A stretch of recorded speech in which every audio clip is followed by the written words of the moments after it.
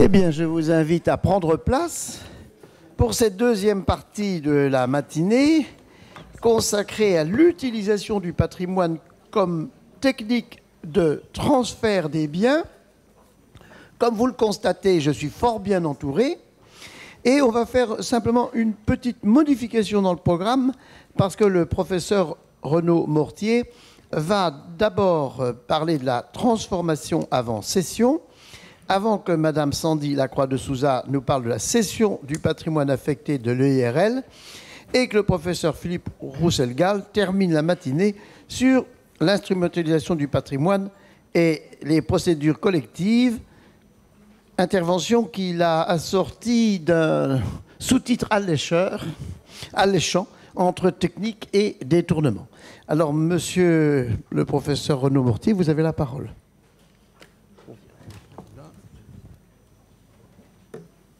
Merci. Oui, c'est bon. Merci beaucoup, Monsieur le Président. Je vais donc vous parler de la transformation avant cession, autrement dénommée transformation cession. Alors, de quoi s'agit-il? Eh bien, il s'agit d'une stratégie patrimoniale, ou une stratégie très simple, qui consiste à transformer en société par action une société dont on envisage de céder les parts sociales. Le plus souvent, l'opération consiste à transformer une SARL en SAS, Société par Action Simplifiée, juste avant la cession. Alors vous allez me dire, pourquoi transformer avant de céder? Transformer une SARL en SAS, c'est d'abord, évidemment, transformer une société avec toutes les conséquences fiscales et civiles que cela comporte. Fiscalement, l'opération est normalement soumise au droit d'enregistrement fixe des actes innommés, c'est assez peu coûteux, 125 €. Civilement, l'opération, nous précisons, n'entraîne pas la création d'une personne morale nouvelle, mais constitue une modification des statuts, puisque, au passage, les statuts sont généralement quasiment entièrement réécrits, soumises à quelques règles spécifiques qui sont, dans les grandes lignes, on le sait, la désignation d'un commissaire à la transformation qui est chargé d'apprécier la valeur des biens qui composent l'actif social, les éventuels avantages particuliers, d'attester que le montant des capitaux propres est au moins égal à celui du capital social, mais il faut aussi communiquer, bien sûr, à l'Assemblée le rapport du commissaire à la transformation. Il faut faire prendre les décisions d'approbation puis de transformation par l'Assemblée, normalement aux conditions de modification des statuts, mais lorsque l'on transforme en société par action simplifiée, vous le savez, il faut l'accord unanime des associés. La transformation en SAS se fait à l'unanimité. Et n'oublions pas, évidemment, pour terminer, pour fermer le bal, la publicité de la transformation. Voilà. Mais transformer une SARL en SAS, ce n'est pas seulement transformer une société. C'est aussi, et l'on s'intéresse beaucoup plus rarement à ce point, c'est aussi transformer des droits sociaux, et plus exactement, transformer des parts sociales en actions. Et c'est en ce sens, je crois, que mon intervention peut prendre place dans l'instrumentalisation du patrimoine en sa partie actif.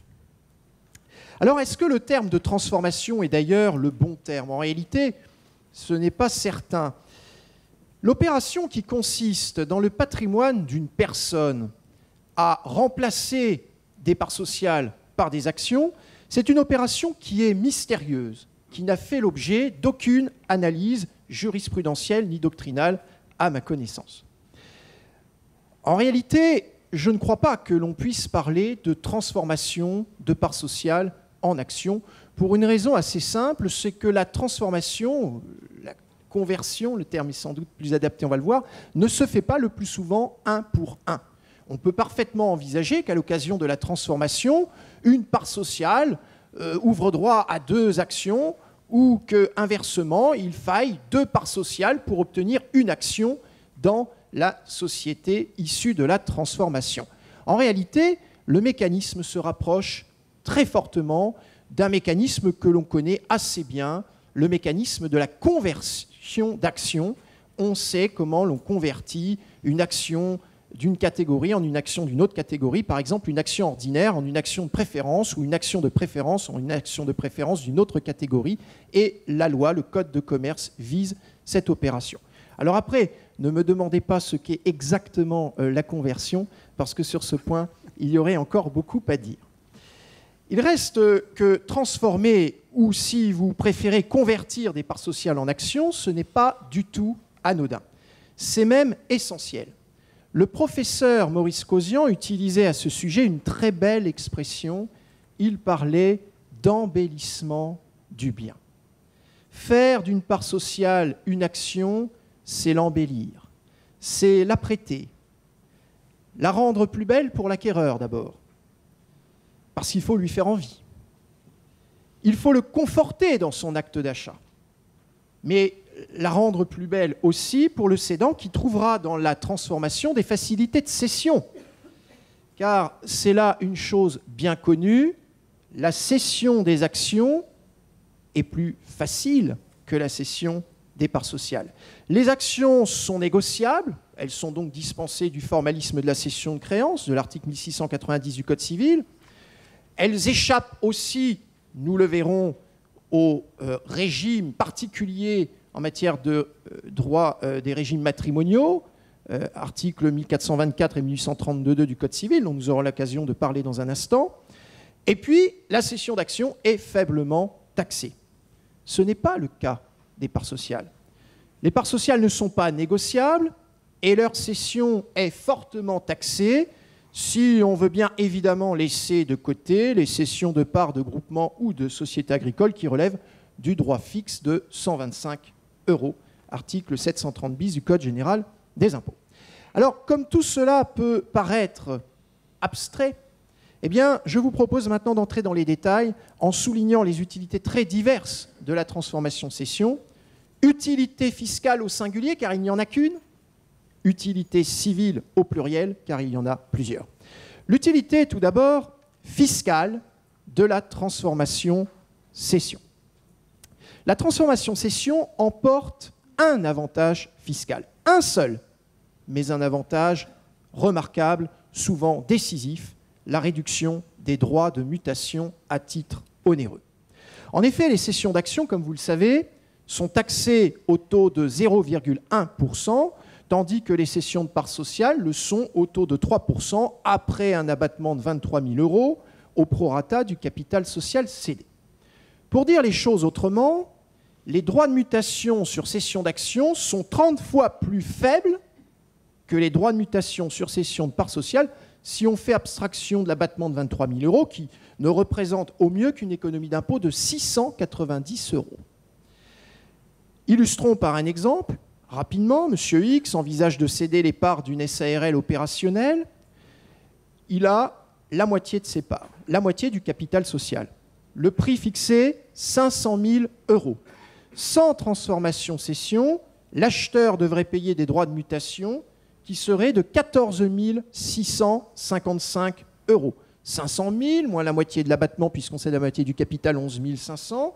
Et on multiplie l'ensemble par 3%, on obtient bien 14 655 €. En présence d'une transformation préalable à la cession en société par action, la cession porterait sur des actions et alors l'impôt dû serait de 0,1% du prix de cession, c'est-à-dire 500 000. L'impôt est réduit à 500 €. Voilà que l'économie réalisée est de 14 155 €. Alors je formulerai ici 3 remarques. La première remarque, c'est que l'économie profite au cessionnaire, à l'acheteur, puisque c'est normal, vous le savez, les droits de mutation à titre onéreux sont acquittés par l'acquéreur. Évidemment, le vendeur n'a pas vocation à en profiter. Cependant, on sait qu'en pratique, comme c'est le vendeur qui est le maître d'œuvre de la transformation avant la cession, eh bien, le vendeur en profite pour rehausser légèrement le prix de vente et il se produit un peu un phénomène que l'on connaît bien en matière immobilière. Lorsque les taux d'intérêt baissent, souvent les vendeurs en profitent pour remonter légèrement le prix de vente, même si la période actuelle ne l'illustre pas très bien. Et puis la deuxième observation, toujours concernant le fait que c'est normalement l'acquéreur qui bénéficie de l'opération et non pas le vendeur, eh bien c'est que le vendeur peut quand même bénéficier d'une autre stratégie. Une autre stratégie qui peut d'ailleurs être mise en œuvre conjointement avec la transformation avant cession, c'est la donation avant cession. On sait que le fait pour quelqu'un qui envisage de vendre de donner préalablement le bien destiné à la vente permet de purger l'impôt de plus-value. Et l'on sait également qu'il existe des techniques qui permettent aux donateurs de récupérer le prix de vente, notamment en stipulant une réserve d'usufruit destinée à se reporter sur le prix, auquel cas arrive entre ses mains un quasi-usufruit de sommes d'argent. Cette technique de la donation avant cession a été à nouveau validée récemment par le Conseil d'État dans 2 arrêts du 9 avril 2014 et du 28 mai 2014. Voilà pour la première remarque. La deuxième remarque, c'est que la transformation-cession ne permet pas toujours de réaliser des économies d'impôts. Elle peut se révéler fiscalement stérile. L'hypothèse vise les sociétés dites à prépondérance immobilière. Comme vous le savez, lorsque la société a à son actif plus de la moitié d'immeubles ou d'actifs immobiliers, eh bien la cession de ces titres n'est pas taxée, comme je vous l'ai précisé précédemment, mais est taxée au taux de 5%, et ce que l'on cède des parts, que l'on cède des actions, que la société soit à l'IS ou qu'elle ne soit pas à l'IS, cela ne change rien. Évidemment, transformer des parts à prépondérance immobilière en actions à prépondérance immobilière n'a absolument aucun intérêt fiscal. Et puis la troisième remarque, c'est que comme toutes les fois qu'une stratégie permet de réaliser une économie substantielle d'impôts, se pose la question de savoir si cela ne constitue pas un abus de droit au sens fiscal du terme. La réponse est ici très nettement négative, puisque la Cour de cassation a rendu sur ce point une très célèbre décision, un très célèbre arrêt RMC France en date du 10 décembre 1996, qui permet de dissiper à coup sûr le grief. Auparavant, on en doutait, la question était incertaine, on avait bien un jugement du TGI de Paris, jugement Kodak-Pathé, qui disait qu'il n'y avait pas d'abus de droit, mais uniquement pour des raisons circonstancielles, et la doctrine et les praticiens attendaient un arrêt significatif. Nous l'avons désormais depuis longtemps. Alors, l'arrêt RMC France met donc la technique de la transformation-cession à l'abri du grief de l'abus de droit. Dans cette affaire, de quoi était-il question ? Eh bien, le TGI d'Albi, statuant alors en premier et dernier ressort, avait qualifié d'abus de droit une transformation-cession en affirmant que, je cite, « la transformation avait pour unique but d'éviter le paiement des droits de mutation dus pour une cession de part ». La Cour unificatrice a cassé dans un attendu remarquable ce jugement. Je cite, « la transformation régulière et effective d'une SARL en SA, décidée par les associés à la majorité requise pour la modification des statuts, entraîne des effets multiples et est une opération nécessairement distincte de la cession ultérieure des actions par les associés individuellement. » Voici en quelque sorte décerné un certificat d'innocuité fiscale à la transformation-cession. La Cour de cassation pose une seule réserve, que la société transformée en société par action ne se retransforme pas dans la foulée en sa forme initiale. Ça n'arrive jamais, évidemment, en pratique, ce serait une pure folie. Cet arrêt RMC affirme en substance qu'il n'y a pas de transformation simulée. En effet,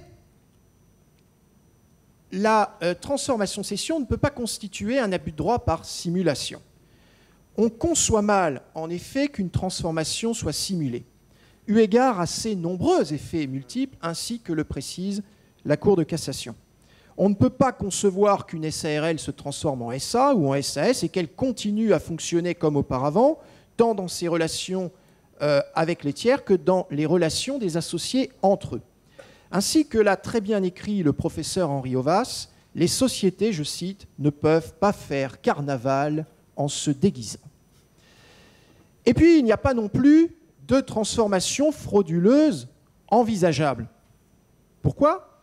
Eh bien, parce que le critère principal de la fraude à la loi, de l'abus de droit fiscal par fraude à la loi, c'est, vous le savez, l'exclusivisme fiscal.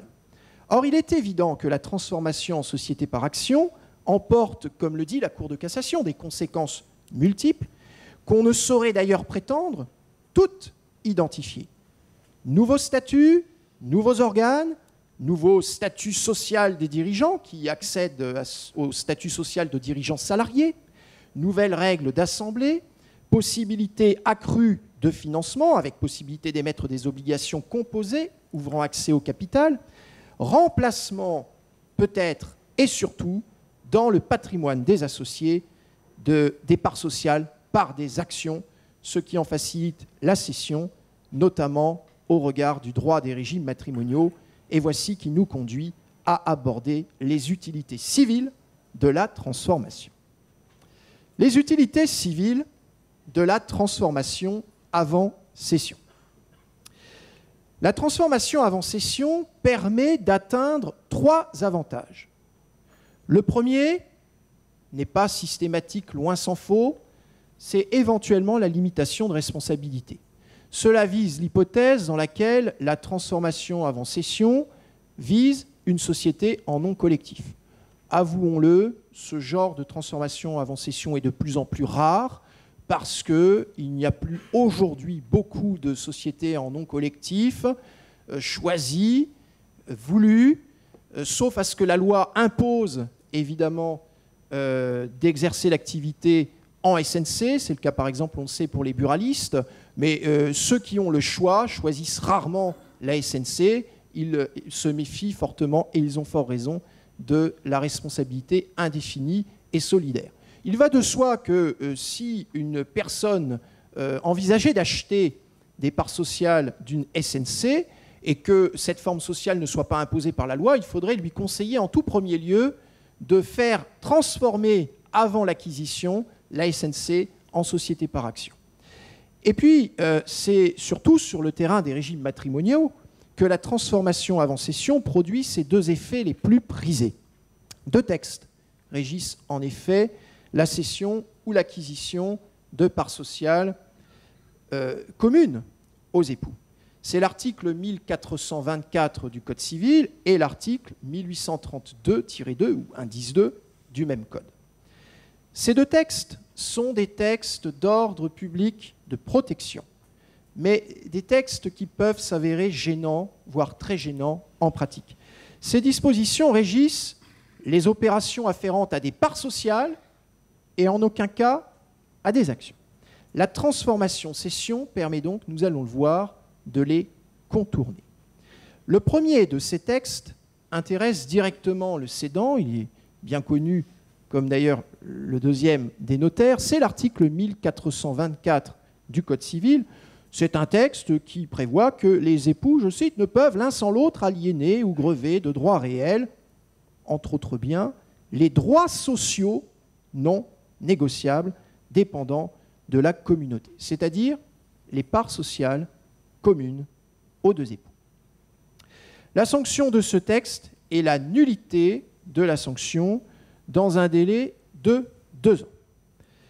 On observera donc que le texte, ainsi que je l'ai précisé, ne vise pas les actions, ce qui signifie que si l'on transforme la forme sociale de la société, si on la transforme en société par action, pour céder non plus des parts communes mais des actions communes, le texte ne s'appliquera plus et l'on reviendra dans le giron du droit commun des régimes matrimoniaux, c'est-à-dire le principe de cogestion, avec quand même cette originalité, c'est qu'ici, il n'y a qu'un seul époux qui aura la qualité d'associé, et c'est en réalité cet époux qui aura le pouvoir de vendre seul les actions communes. Mais le plus intéressant que j'ai gardé pour la fin, vous voyez, j'espère que j'aurai respecté mon délai, eh bien, mais la fin est longue, malheureusement. Le plus intéressant, c'est sans doute la mise à l'écart de l'article 1832-2 du Code civil. Alors ce texte ne concerne pas cette fois-ci le cédant, mais l'acheteur, l'acquéreur. Que prévoit ce texte? Eh bien, il oblige toute personne qui acquiert par voie de souscription, par voie d'achat, qui donc achète des parts sociales. Le texte nous dit des parts sociales non négociables, on comprend ce que c'est, des parts sociales, et non des actions, soulignons bien, à l'aide de biens communs, à l'aide d'actifs donc issus de la communauté. Eh bien, que doit-on faire en ce cas? En cas de mobilisation de fonds communs pour acquérir des parts sociales, eh bien, il faut que l'acquéreur 1 informe son conjoint et justifie dans l'acte d'acquisition de cette information à peine de nullité, dans les 2 ans, comme pour l'article 1424.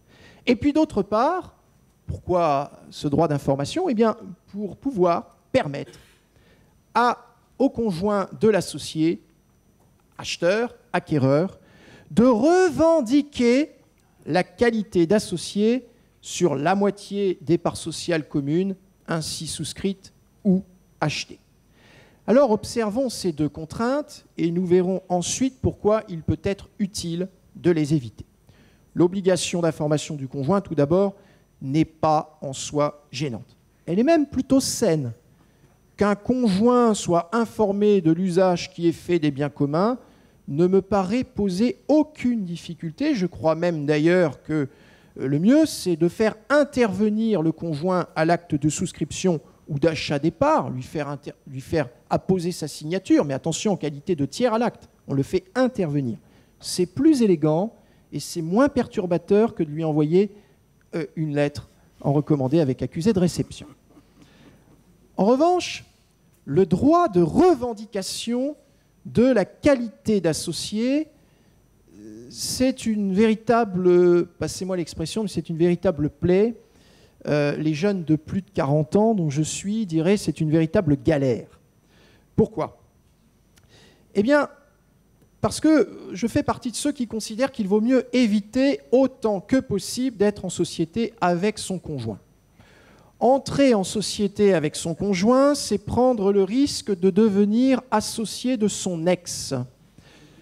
Tout spécialement lorsque la qualité d'associé a été revendiquée, c'est-à-dire imposée et forcée sur la moitié des parts sociales, faisant d'ailleurs apparaître au passage une société 50-50, où rien, vous le savez, ne peut être décidé sans l'accord de l'autre, puisque c'est la loi de la majorité. Si je n'ai pas à la moitié plus une voix, je ne peux rien décider sans l'accord de l'autre. C'est une unanimité de fait et une petite bombe à retardement que l'on met ainsi en place. Alors, pour que l'on comprenne bien à quel point être associé de son ex est un enfer, j'ai retenu 2 exemples jurisprudentiels.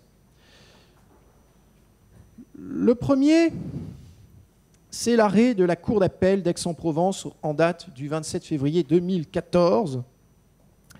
C'est l'histoire, non pas de François et de Valérie, mais c'est l'histoire de Luc et d'Isabelle. Dans cette affaire, 2 époux étaient associés, Luc et Isabelle. Ils étaient associés d'une SARL exploitant un magasin franchisé de jouets et ils divorcent en 2008. En 2012, ils sont toujours associés de la même société. Bien. L'ex-épouse, à court d'argent, va voir son mari, lui dit, son ex-mari, ça change tout, et lui dit, voilà, j'ai besoin d'argent, il faudrait qu'on distribue des dividendes en assemblée. La décision est mise au vote en assemblée, l'ex-mari dit non, tout se passe très bien, pas de problème.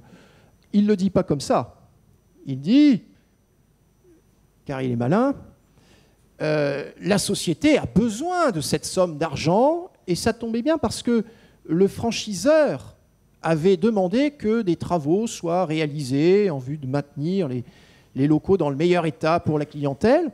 Et donc il dit, voilà, il y a des travaux qui sont prévus, mis en réserve, on ne peut pas distribuer. Alors que fait l'ex-épouse? Elle n'écrit pas un livre, mais elle va en justice et cela donne un jugement du tribunal de commerce de Nice qui dit aucun problème, pas d'abus, vous l'avez compris car c'était l'angle d'attaque de l'ex-épouse, pas d'abus d'égalité, pas d'abus de minorité puisque l'abus d'égalité est une forme d'abus de minorité. Eh bien, la Cour d'appel d'Aix-en-Provence n'est pas du même avis que le tribunal de commerce de Nice, car le mari a été condamné dans les termes suivants. En s'opposant, nous dit la Cour d'appel d'Aix-en-Provence, en s'opposant à la distribution d'une part du bénéfice, l'ex-mari a voulu exclusivement favoriser ses propres intérêts et nuire à son ex-épouse. La Cour ne pouvant se substituer aux organes de la société et ordonner la distribution, la demande présentée de ce chef par Isabelle M sera, c'est pas Isabelle Mortier, je vous rassure, sera rejetée en l'état, compte tenu de la situation fort modeste de cette dernière qui rendait une distribution pour le moins opportune. Luc G, coupable d'abus, sera condamné à titre personnel à réparer le préjudice subi du fait de son refus en versant à Isabelle 4 000 €. Dans une autre affaire, et dernière affaire, célèbre, qui ont donné lieu à 2 arrêts de cassation et 3 arrêts d'appel, près de 8 ans de procédure, un époux était associé d'une SCI à hauteur de la moitié et l'autre moitié était détenue par son épouse et son beau-père. La société avait initialement pour objet l'acquisition d'immeubles en vue de leur administration, soit par bail ou autrement, soit par leur attribution en jouissance gratuite aux associés. Et de fait, que font les 2 époux? Eh bien, ils font de l'immeuble social leur résidence commune. Jouissance gratuite de l'immeuble. Un vrai petit nid d'amour. Et puis, ils se séparent. Enfin, ils se séparent. Plus exactement, le mari est viré proprement et simplement de l'immeuble et l'épouse reste seule dans l'immeuble. Et là, évidemment, le mari, qui trouvait la jouissance gratuite jusqu'ici très bien, dit « mais il faudrait peut-être mettre en place un contrat de bail entre la société et puis mon épouse, pour qu'elle verse un loyer, que je puisse percevoir des dividendes, parce que moi, la jouissance gratuite de l'immeuble, j'en vois plus la couleur. » Il demande la mise en location. L'épouse et son beau-père, et le beau-père du mari, refusent. Agissement sur le fondement de l'abus de minorité, le mari finit par gagner, au terme donc de 8 ans de procédure, et la société est condamnée à verser un loyer. Plus exactement, pardon, l'épouse est condamnée à verser un loyer à la société. Alors vous le voyez, la revendication, c'est une belle idée, mais je comprends que l'on veuille s'en passer. Pour s'en passer, l'acquéreur pourra utilement solliciter la transformation en SAS de la société dont il s'apprête à acheter les actions à l'aide de biens communs. Et en conclusion, si l'on fait le bilan, la transformation avant cession permettra, le cas échéant, au cédant de se passer de l'accord du conjoint pour vendre, à l'acquéreur de réduire les impôts dus à l'achat et d'éviter l'intrusion forcée de son conjoint dans la société, mais par-dessus tout, et c'est ce qu'il ne faut pas oublier, même si ce n'est pas sur ce point que j'ai le plus insisté, par-dessus tout, et là est finalement l'essentiel, la transformation-cession permettra à l'acquéreur de prendre le contrôle, non pas d'une SARL, mais d'une société par action simplifiée qui devra s'avérer parfaitement adaptée à la poursuite de son activité, de sorte que l'opération n'apparaîtra pas comme une technique de contournement de la loi. Il s'agira simplement pour l'acquéreur d'user de la transformation et de réaliser la transformation au meilleur moment. Je vous remercie.